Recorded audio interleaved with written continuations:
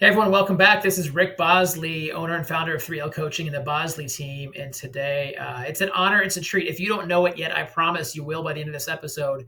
It's a friend of mine, it's a mentor of mine, someone who's an icon in the Keller Williams world, in the business world, in the affiliates. And he is one house and one market center time taking over the Atlantic coast from Jacksonville to St. Augustine. Once upon a time, had some affiliate ownership in Daytona Beach and Melbourne, so he's expanding out. So I'm going to stop talking. We'll bring him in. And I've got Steve Tufts joining us today. Steve, thanks for joining on. I think you and I first met more than a decade ago when I was at Green, not knowing what we're doing, team leader in the Keller Williams back in the Great Recession when price points were nothing and foreclosures, recessions were everything, right? And you have your business affiliate of getting into real estate, being a dominant force in the Atlanta, Georgia area. Before that, selling millions of eggs, which we'll get into. And then now you've been master faculty of Keller Williams International. And if people don't know that, it's always great when someone brags on your behalf, right, Steve? But master fact, I think there's less than 50 of you guys in the entire company who are esteemed. Yeah, about 40. About 40. Was that less than 40? About 40, 40 or 45, So yeah.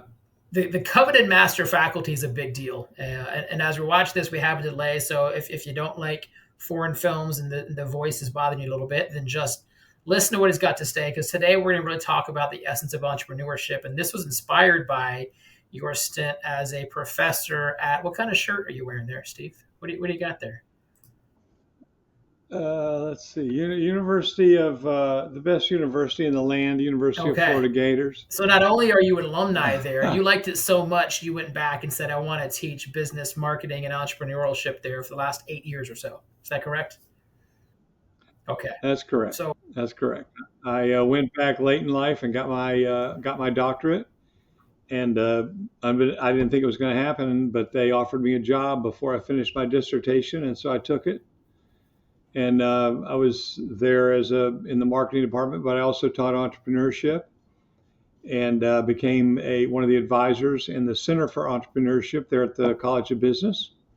So yeah, it's been a good run. it's been a great run. And that's your stint with UF. Talk to us about your resume with real estate and the real estate industry. So I got my real estate license late in life. I was a corporate guy and climbed the corporate ladder, became CEO of a decent sized company.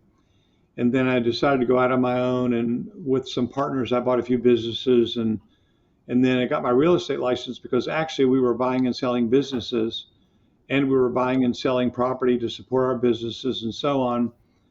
And just through a series of backdoor access, I ended up in the residential real estate market in Atlanta, in the Keller Williams Atlanta Sugarloaf office. I joined the office in 2003 with my ex-wife, and we formed a team. And by the third year, we were either number one, number two, or number three in the state of Georgia for Keller Williams. And we specialized in luxury. And it's interesting that we were invited to be one of the founding members of the luxury division. And we already had our luxury practice on autopilot, so we didn't participate in the luxury division in the early days. And then one day I got the opportunity to come to Florida, which is my home, and be a operating partner. The instructions that I was given by Bob Kalinsky and Kay Evans was to go to Florida and open some offices in the image of the Southeast region. So the way Sandy Springs was operated and the way Sugarloaf was operated, and 3 or 4 other really high performing offices there that were operated by OPs that were friends of mine. And so I opened my first office in Jacksonville Beach in May of 2006. And then of course that was bad timing because of the global financial crisis, but I ended up capitalizing on that bad market.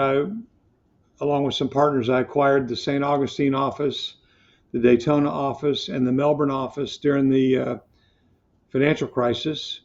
And then I launched another office in Jacksonville, the Southside office. I launched that in 2014. And just this past October, I took over the office in Cocoa Beach and Merritt Island, which happens to be my hometown.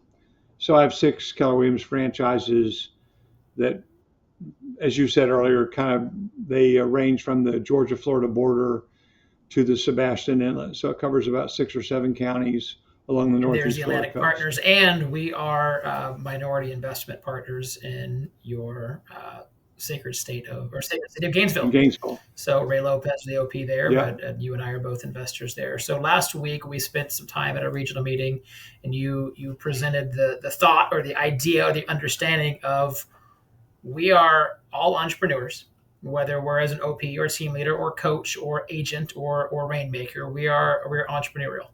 We're entrepreneurial in our thinking, in our vision, in our desires, maybe sometimes in our discipline, which could be a good thing or bad thing. And as I'm listening to the content, I'm going, my gosh, my agents need to hear this. And you've got 6 offices, and I'm affiliated with 3 different offices. Agents need to hear this, because if they can understand the essence of an entrepreneur from day one, and then we can say, change your thinking, change your world. So I invited you on here, and thanks for jumping on, because we're going to talk about really the essence of this and how it applies to real estate. Correct me if I'm wrong, this was a section or segment that you wrote for your students at UF, and you've tweaked it, customized it, but that was the inspiration for this content. Is that accurate? Are you allowed to say that? I'm not even sure. Yeah, this is actually part of a couple of classes that I taught at various times, a couple of lectures that I developed, mostly for the Masters of Marketing students. I taught the capstone class for the Masters of Marketing degree, which basically means that was the last class they took before they got their master's degree. And so what you're going to see is parts of 2 or 3 lectures that I gave to the Masters of Marketing students right before they graduated. Okay. Beautiful. Well, let's jump into it. And if people are watching it there, they can watch. I think more people might be listening in this, so we're not going to really talk about what's there, but I want to interview you on this. So specifically, you have a couple bullet points that say Keller Williams, not even Keller Williams, the real estate industry is facing a growth challenge with market challenges, new competitive landscape coming on, agent retention, the NAR lawsuit and the NAR settlement that came out last August, and they said it was going to have a retention factor with agents, and I'm not sure how it's going for there, but we're down about 2,000 or 3,000, which is about 8 to 10% year over year of our agent count. And the question is how to differentiate ourselves, and I want us to talk to the agent here, because I don't know, in Orlando, in Central Florida, there's about 25,000 licensed realtors servicing 4 to 5 counties. It's a shark tank. It's sharks infested waters, and we constantly have to differentiate ourselves, because we're selling an average of 1,500 to 2,000 homes a month, and there's 25,000 agents who have to share that piece of the pie. And there's just not enough to go around, which means many people are selling next to nothing. So how do we differentiate ourselves? And that's the questions that you first posed, and you started with the tagline that Keller Williams has been talking about for at least 2 or 3 years, of where entrepreneurs thrive. So talk to me why that was the inspiration of this whole content or presentation for you. Well, what I think I would say to agents is this: there are, agents range, from 8 to 80, and they're, tall, short, every different size, shape, ethnicity, etc. And so they all have different backgrounds, and they come to the real estate industry thinking a certain way about real estate and not knowing the differences between the different types of brands that they might go to work for. And one of the things I think we lose track of in Keller Williams is that we are what's called an interdependent model company, which means that and sort of on the spectrum, you have dependent model companies, which basically means they do most of your marketing for you and you get a 50-50 split. And then you have the independent companies, which basically are your desk fee or your transaction fee oriented companies. And then we're in the middle. And the tagline here, where entrepreneurs thrive, basically means that if you are entrepreneurial and if you want to build a real estate oriented business, we are the place for you. And I don't mean necessarily just selling a few houses and getting some commissions. We're talking about becoming a teacher, trainer, coach. We're talking about becoming a real estate investor. We're talking about any number of things with real estate as the foundation. And so, what I find in the 20 years that I've been doing this, and more so recently, as the market is now correcting again and things are a little more difficult than they used to be, I find that the entrepreneurial part of being in this business is a little bit misunderstood. So I wrote this talk to make this idea of being a real estate entrepreneur more alive for people, and to kind of clarify what that means. Because, as I said, people come to the real estate industry, with lots of different ideas about how it works. Well, And we are well, unique in that we're very unique in that we want people to have their own business, their own brand, and we're going to teach them how to do that. I'm glad you said that. It's as you're thinking, and when we first met, we've already learned about your opportunities that this company's provided for you. I was just talking with an affiliate from KW University, and that's where she said around 40 to 50 master faculty, the majority of which are of retirement age, and that we kind of need a changing of the guards for master faculty. So the misconception that all the opportunity is gone is such a false statement, because there's new opportunities. I didn't know when I started in this industry and in this company when I was 28 years old back in 2010 that fast forward, I'd be an investor of 4 market centers. I'd have a coaching company. I am also a KW approved trainer. I have a real estate team selling north of 80 homes a year. And you just described that choose your path. And this company has the lanes and the network and the resources and the training to do it for you. Or don't, and put your head down, sell out of houses and go build a team. Whether you want to stay as a solo agent, maybe hire a very talented right hand at operations or assistant, or build a team and scale and be a CEO. So you said if you're an entrepreneur, this is the place where you want to be. In your definition, what is an entrepreneur? Well, this is the best definition that I've found. I think this is crisp and clean and to the point. I found this at Investopedia, and I love how this is written. It basically says an entrepreneur is an individual that, number one, creates a new business. Secondly, they bear most of the risk. And lastly, they enjoy most of the rewards. I think what happens to people a lot of times is they skip step 1 and 2, and they think they're going to go directly to the rewards without the creation of a new business and the mitigation of risk, or the taking of risk. And so I loved this definition when I saw it. So I've used it in my mind as the foundation for what someone should be thinking when they join Keller Williams. They should be thinking, I'm going to create a business, I'm going to take some risk, but I'm going to get through it, and I'm going to enjoy the rewards. And I'm going to do all of this without guilt or without reservation. I'm going to do this. And without guilt, because it honestly, as you're talking about it, I didn't correlate it the first time I heard it, but this is be, do, have, isn't it?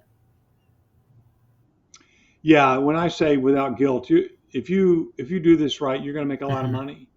And there are going to be people that will think that you didn't Right. work for it.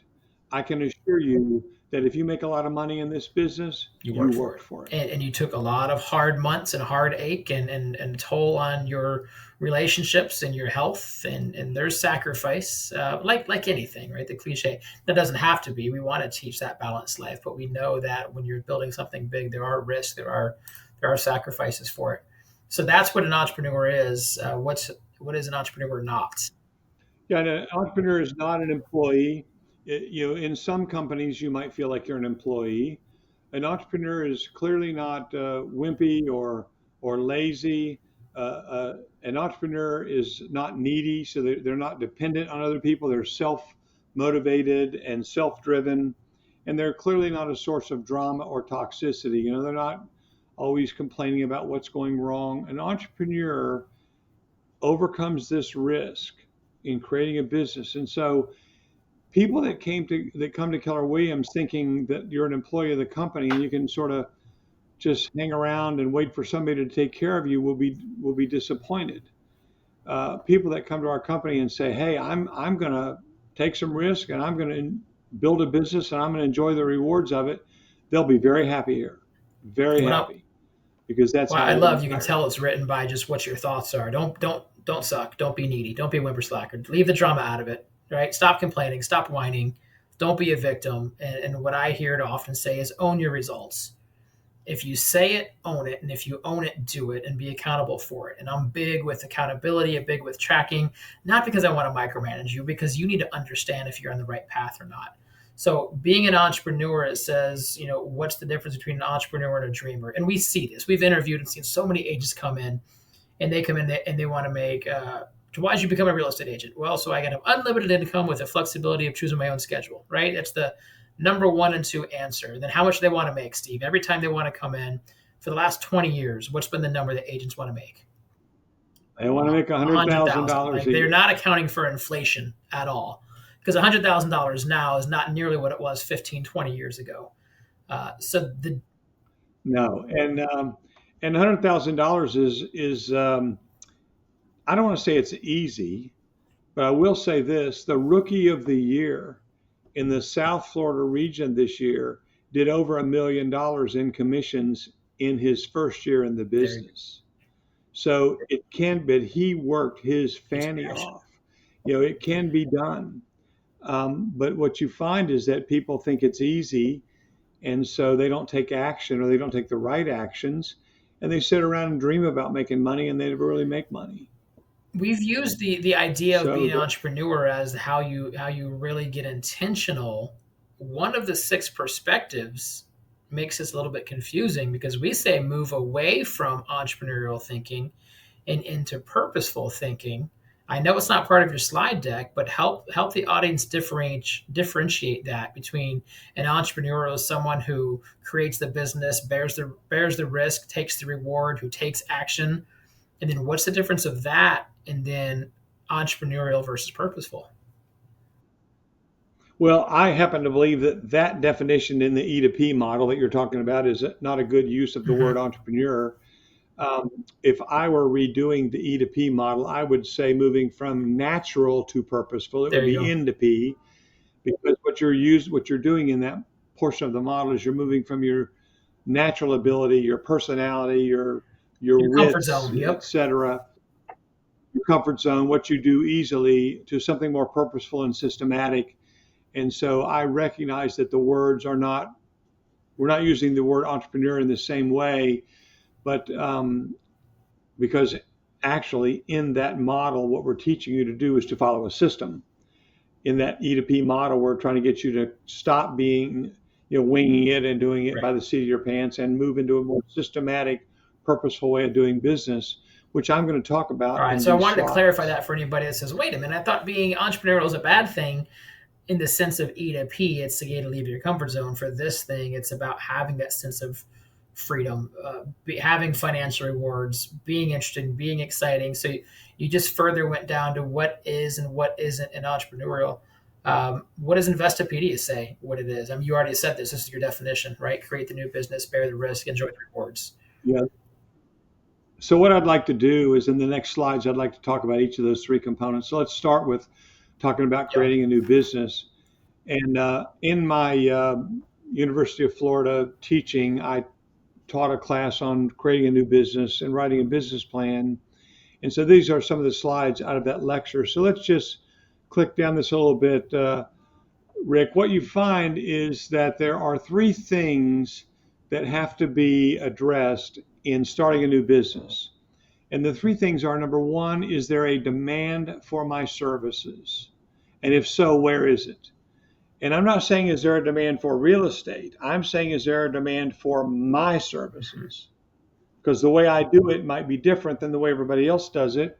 So you have to make sure there's a demand. Number two, how am I going to compete? What do I do to win clients away from the other, 10 zillion people out there with a real estate license in the state of Florida?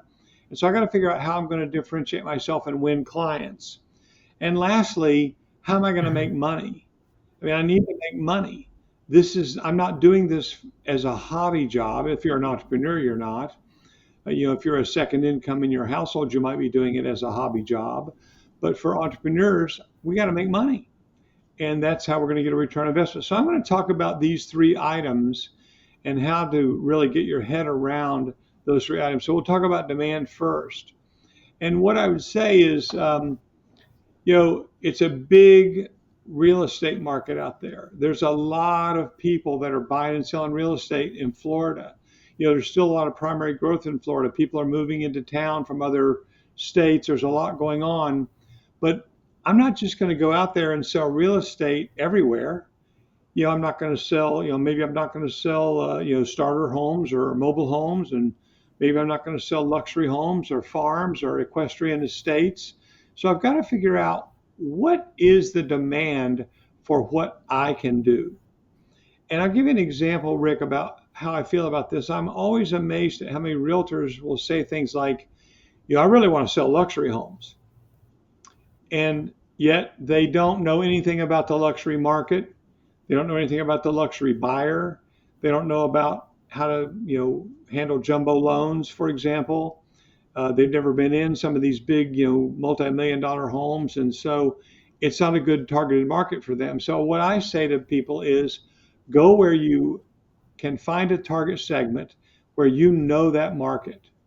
You know that market well. Maybe it's beachfront homes, maybe it's waterfront homes, maybe it's golf course homes. I don't know what it is, but you have to find a market that you have knowledge about, and then look at that market and decide, how am I going to generate business here? What's the referral link I need?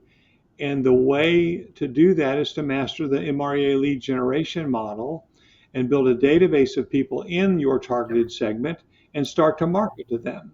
And so thing number one is, what's my target segment? And people that don't have a marketing degree are not comfortable talking about segmentation and differentiation and so on. So the way I like to say it is, who out there would trust you to advise them on a real estate purchase? That's really the targeted segment you need to address initially. As an entrepreneur, you've got to have some success early. You got to make some money. You've got to get some experience. So my question to a new agent would be, who would trust you to advise them on a real estate transaction? And that really gets you close to your target That's your starting market. audience, which is why we go back to your sphere of influence. And sphere of influence is people in your phone that if you call them, they pick up. Right off the bat, they acknowledge you and respect you enough that they answer the phone. If no one ever answers your phone, it's not really your sphere of influence. It's a contact that you maybe need to reacquaint. So first is going to be who trusts you. Linda McKissick, who I know you know, was one of the top profit share earners in the company. She taught a class, and she had a very simple model around profit share. And that was relationship plus value over time.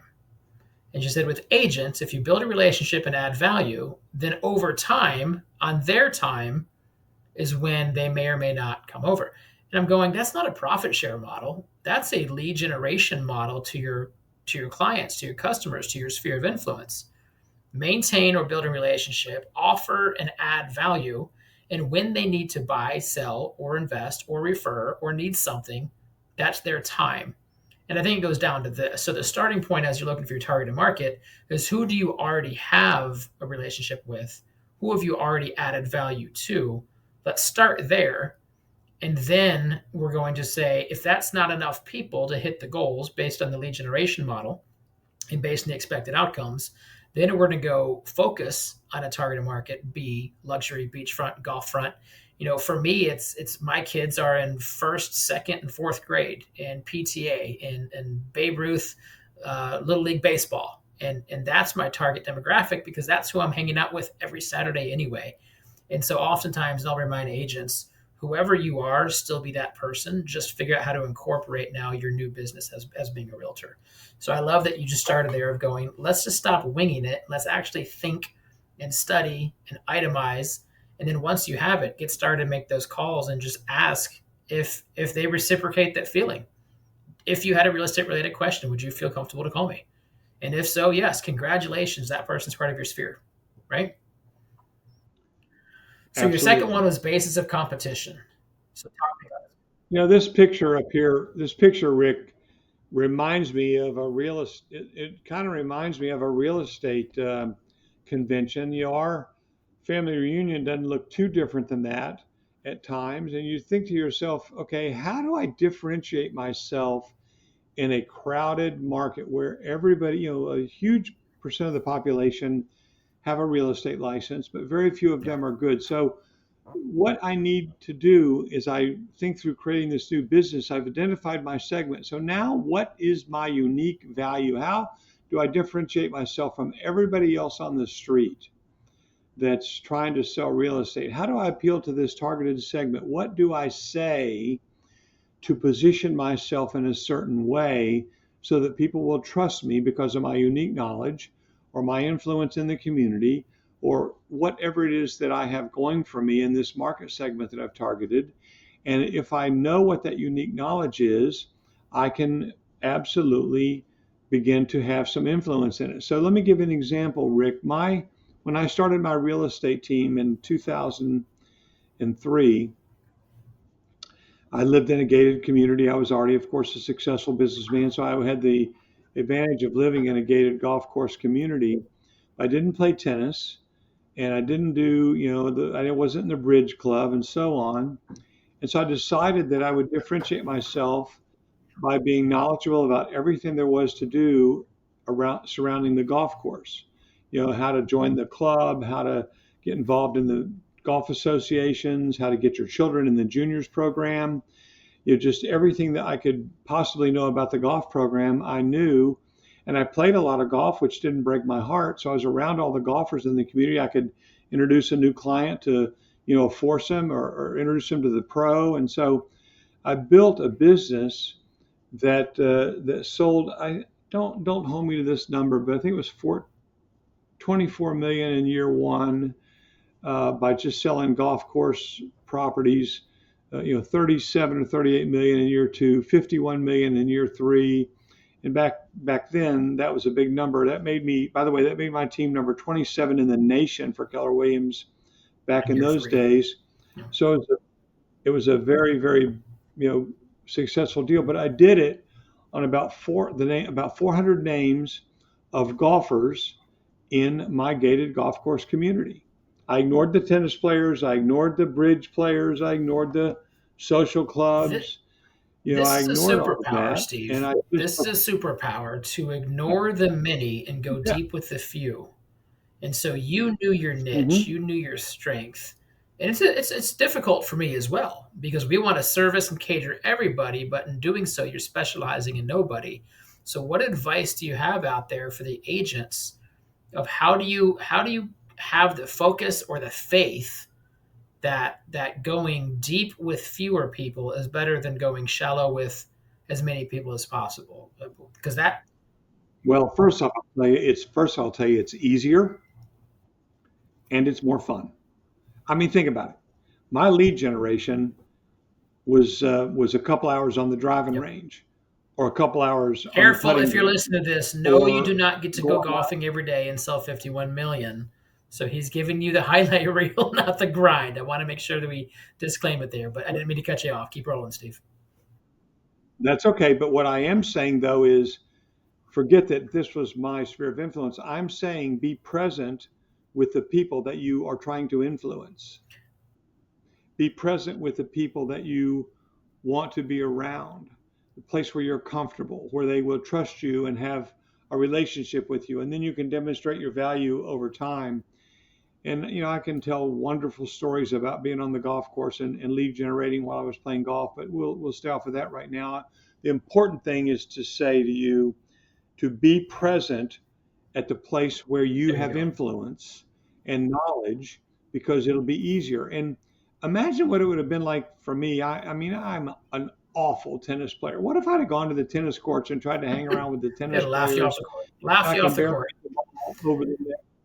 Yeah, they knocked me off the court. I can't get the ball over the net. And the next thing you know, nobody wants to hang out with me, and I'm trying to sell real estate to them, and that's just not going to And your, work. your credibility comes out of that But as well. you go to where you have credibility and So knowledge help me and overcome this influence. common objection that we hear is I don't want to go to my church or my country club or my kid's school and just start touting real estate and feeling like I'm just trying to sell them something. So I hear this a lot of they don't want to sound too salesy. They don't want to come across as a what's in it for me. Where's that fine line of not being the annoying pushing person pushing your product or your sale or come use me, but also making sure that everybody knows that you are that person? Where's that fine line, if you can summarize it in a sentence or two?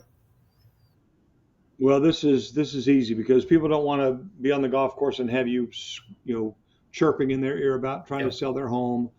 People don't want to be in their Sunday school class and have you, tugging on their sleeve. Hey, can I be your realtor? So the first thing I'll say is you pick your time when it's appropriate. You'll hear somebody talk about getting transferred or needing to buy a new house or wanting to buy a lakefront property or whatever it is, whatever drives the real estate purchase, and you just make a mental note of it and you call them later. And you start the conversation by saying, "Hey, listen, I know that we're friends in a Sunday school class, or we're in a Bible study together, or we play golf together, but this call is more about business. I heard you say the other day on the golf course or at church or wherever it was that you might be looking for a home. I didn't know if you knew that I'm in the real estate business. And I'd just like to know if there's a way I could help you."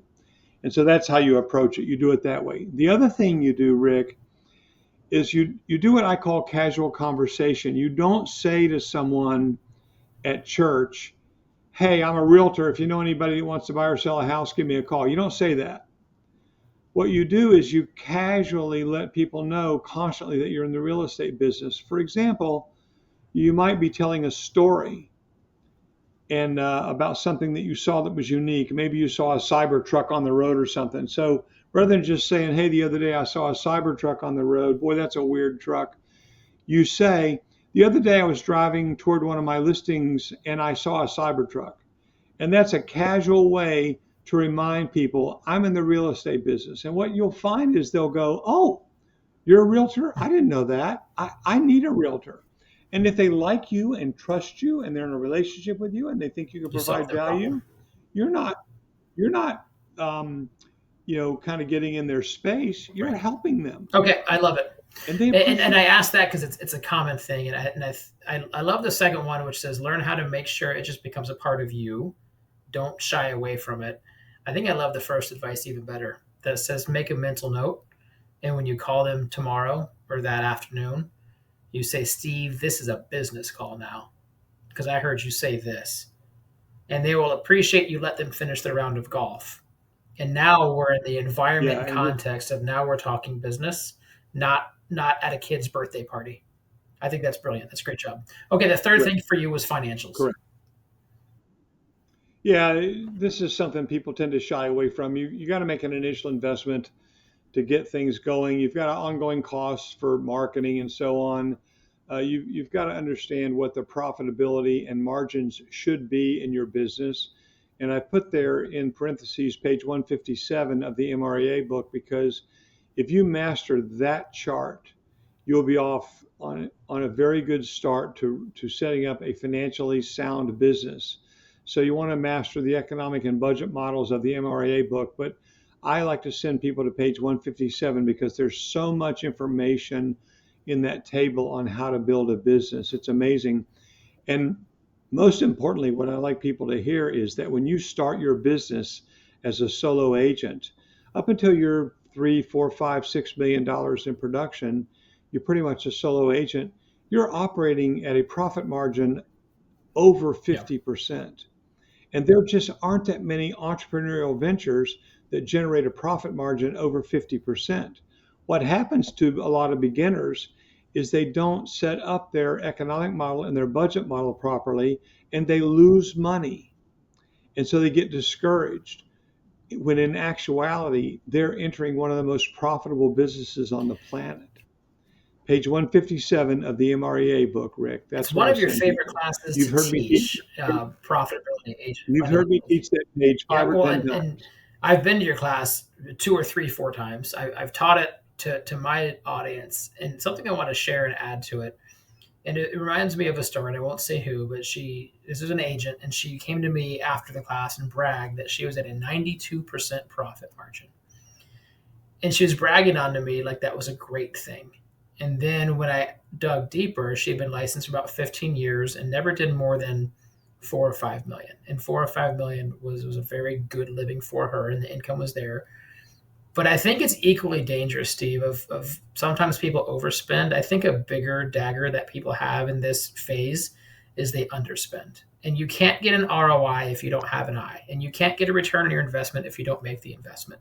So I think sometimes it's the discipline of go invest in your business so that you can actually experience growth is not keep in mind that 55 is not minimum. It is 55 as a target. 65 is too much, 45 is too little. And it's this back and forth because at times we need to go, hey, congratulations, you've made this money. Time to invest in your business. How and where, or maybe who can we best invest it? Is that your experience as well, that more people underspend than overspend, at least in the beginning stages? Yeah, because they look at the money as expense. They don't look at Yeah. it as investment. If you look at it as investment, then you will make better Okay. decisions because you think to yourself, I'm going to invest this money. I need to get something back. So, Rick, to summarize, three things you got to get right to start a business. Number one is demand. Number two is how you're going to compete, your unique value. And number three are the numbers and the financials. And so these are the essentials of starting a business. And I might remind you that that's only element one of being an Mhm. entrepreneur, creating your business plan and your idea about how you're going to approach the business. Step two is getting comfortable with the risk. So if you go to the next slide, Rick, there's three or four things that we do here at Keller Williams that helps them uh, manage risk. Number one, we are going to give you all of the essential training you need so you're not going to make mistakes. You're going to master the fundamentals of writing a contract, negotiating a deal, walking a contract through to close. We're going to give you proven models. We're not going to give you something that we think might work if you do it right. Our models work. They've worked for 25, 30 years. They've worked for hundreds of thousands of agents. So if you want to manage risk, just follow the proven Yep. models that we teach. Another way to manage risk is to do what I call the free stuff first. There are things you can do that don't cost you money that really enhance your business. Number one, you can knock on your doors and introduce yourself to people. Number two, you can work open houses for an agent that has more open houses than they can manage. Number three, you can pick up the phone and just call your friends and say, hey, I just want to let you know that I got my real estate license. I joined Keller Williams, and here's my contact information and my web address. There's all these free things that you can do that don't cost you money, and so there's no risk on them. They don't cost any money. You just have to Yeah, I do had a them. new agent ask me Maybe today. I you was like, want. I saw this thing and it only costs. And as soon as he said it only costs, he's about 2 weeks in. I was like, stop it, stop it. There's so many things you can do for free right now before you start spending money you don't have. First, get the P before you get the L, right? Get the profit before you mitigate your losses. Some, yes, startup capital, but there's so much stuff we can do out there. And Gary Keller talks about that. The only thing you should really need to buy in your first 6 months as an agent is a new pair of shoes because you've worn through them so many times walking and knocking on doors. Uh, and then you mentioned here you Absolutely. kind of the resources. We all have a team. Get a coach, have mentors, start with a solid foundation of the models, stand on the shoulders of giants. Don't get creative. How many times do agents think that their unique idea is the first time anyone's ever thought about it and they're going to crack the code? Normally it's not, right? So moving for that of managing the risk, and then the third one for you was reap the rewards. So talked about this. Yeah, and the rewards are not just financial. The thing I like about being an entrepreneur is the money's good. Don't get me wrong. I love the money, but I like I like the freedom. I like nobody telling me what to do. I like if I want to work 80 hours, I work 80 hours. If I want to work 20 hours, I work 20. Now, in the early days, you're going to work 40, 50, Right. 60 hours. But later, you might not have to work quite as hard. One of the things that I will tell you is that I never missed one of my kids' events. Now, when I was a corporate guy climbing the corporate ladder, I missed every soccer game, every recital, every dance, every play. I missed everything because I was on the road or working late or on the phone or whatever. When I became an entrepreneur, one of the first things I did is I volunteered to coach the high school golf team for one of my daughters who played on her high school golf team.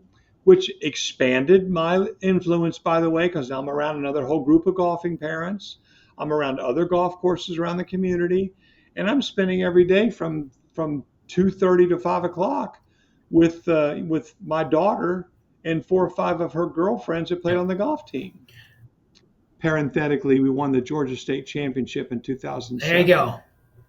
Uh, So you think I was I love proud it. of that? I Heck was yeah, you're proud of proud of that. that. Well, and what I love about you saying this is this comes after, right? The freedom of choosing your own schedule is earned. And when you choose it up front, and I tell those people, the most flexible schedule in the world is unemployment.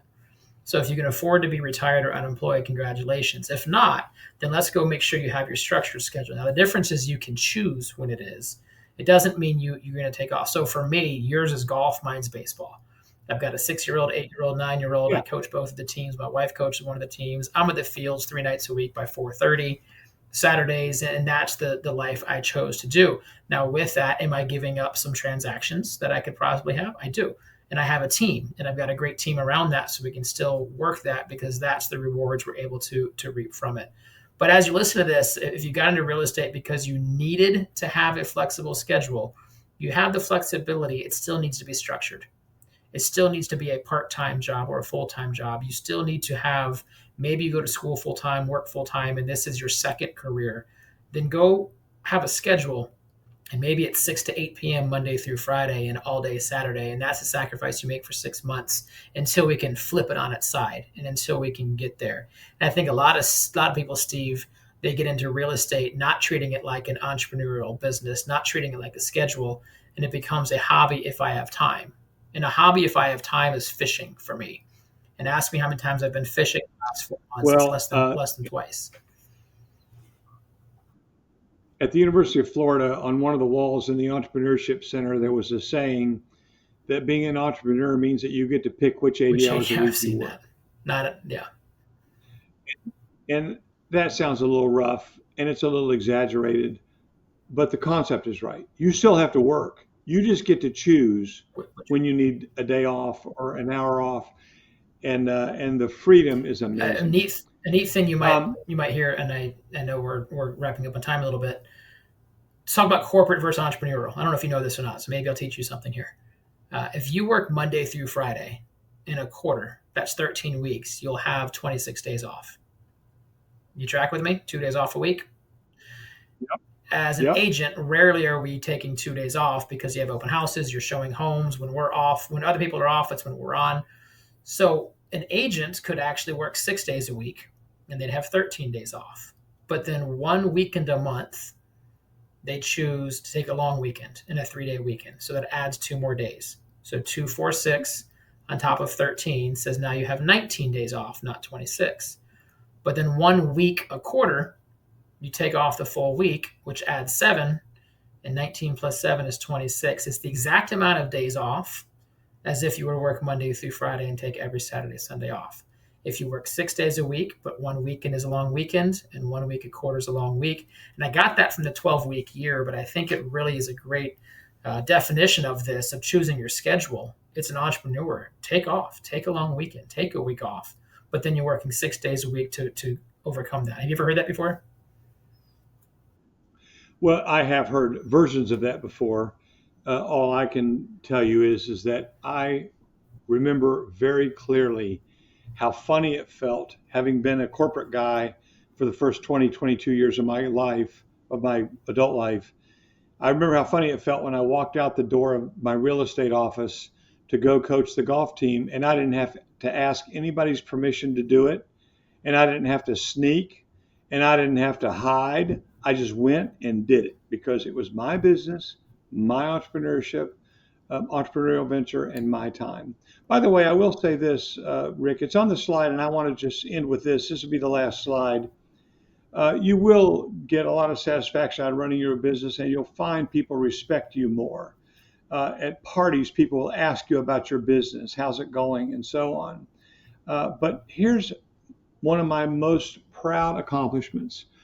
I have 3 daughters. 2 of them work in my business. They're all married. 2 of their husbands work in my business. The legacy of knowing that you could build a company that your children could inherit or could work in, but more importantly, want to work in. How do you think it would feel to most people if they could spend every minute of every day brainstorming with their children how to make their business better? And that's where I am in my life. My assistant is my middle daughter. One of my top producers in the Jacksonville Southside office is my youngest daughter. They've both been working for my business since they were young teenagers. And it's amazing to me for me to see how satisfied they are in this real estate industry, how much money they make, how much flexibility they have, all of the things that I'm talking about, my children have. And that's a hell of a legacy, Rick. Well, It it's feels neat. good. I heard it in your tone and the way you said it that of your real estate career now of 21, 22 plus years, I feel like that's your greatest accomplishment. Not number 27 at KW, Yeah, not number 3 in Atlanta, not an owner operator of 6 offices. Dave Ramsey talks about leaving a legacy is leaving an impact or money to your children's children, and you're doing that whether directly or vicariously through offering this lifestyle to your kids and to your son-in-laws, and I think that's pretty awesome. And legacy, I think, is dreaming versus doing, right? So a little bit of it is write your eulogy or what's on your tombstone and who do you want to be when this is done? Is this your career and your legacy? And is it one that you're proud of because you did coach your daughter in golf while doing this and you did give back and do good and help and teach and inspire and everything else? So like I mentioned, Steve, from the get-go, I don't know when I first met you, but I know that early in my career, I became a team leader, and you and Dilworth and the Jack's Beach crew were always kind of the peer partners, and we were chasing you because you were always that profitability icon. So, and I've looked up to you as a mentor and an icon of this industry. So I appreciate your wisdom directly and indirectly to me. And I'm on year 14 now, and which seems wild because 14 is an old dog in the industry, but I still feel like I've got a lot of years left in me.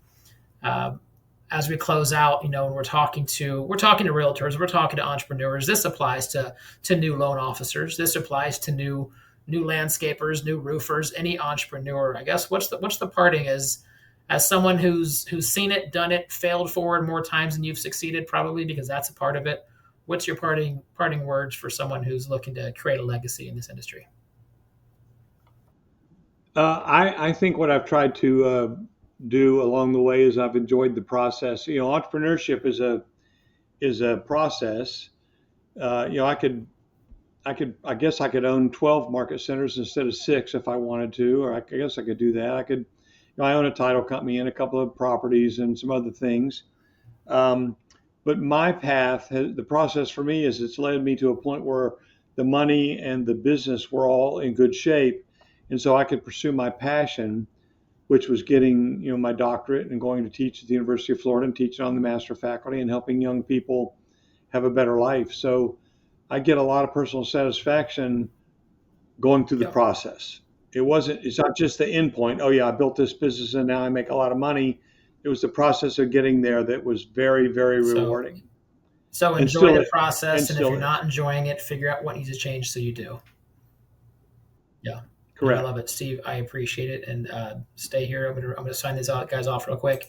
Everyone, thanks for listening. Once again, this is Rick Bosley with Real Coaching and the Bosley team. And if you're listening to this on YouTube or podcast, Real Estate Made Simple, I appreciate you for being here. If you like the content, drop us a comment. Let us know what you liked, what you took away from it. If you have any questions, reach out to us. If it's directly to me, I'll answer for it. If it's for Steve, I'll make sure that he gets it and we can get a reply on that method as well.